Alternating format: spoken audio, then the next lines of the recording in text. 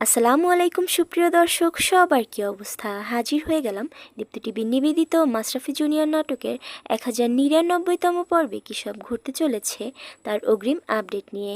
এই পর্বটি কেউ মিস করবেন না, কারণ এই পর্বে আপনারা দেখতে পারবেন আয়নকে দেখা যাবে সে এবার মণিকে পাগলের মতো এদিক সেদিক খুঁজতে থাকবে এবং মণি মণি বলে চিৎকার করতে থাকবে।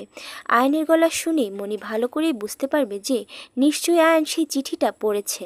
তখন সেও আয়নের ডাকে সাড়া দিতে গেলে তখনই মন্টুর দেওয়া সেই হুমকির কথা তার মনে পড়ে যাবে। একথা চিন্তা করে সে আর আয়নের ডাকে সাড়া দিবে না।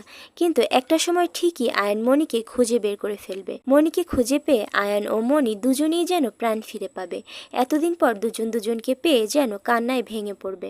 তখন পাশ থেকে মন্ডা ভাইকে দেখা যাবে সে কাশি দিয়ে উঠবে। তখন মণি ও আয়নকে দেখা যাবে তারা মন্ডা ভাই ও শরীফুলের হাতের বাঁধন খুলে দেবে।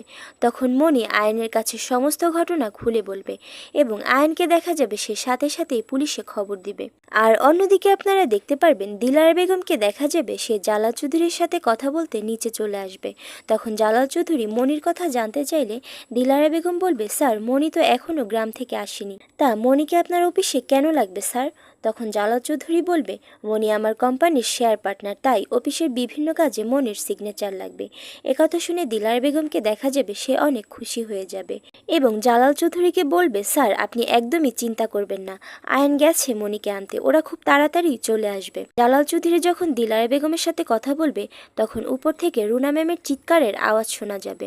এসব শুনে জালাল চৌধুরী রুনা ম্যাম কেন চিৎকার করছে তা জানতে চাইলে দিলার বেগম বলবে, স্যার চিৎকার চেঁচামেচি করা তো রুনার জন্য এখন নিয়মিত ব্যাপার, আর এছাড়াও থাকছে আশ্চর্য সকল ঘটনা। সুতরাং সবাইকে মাশরাফি জুনিয়র নাটকের আগামী পর্ব দেখার আমন্ত্রণ রইল।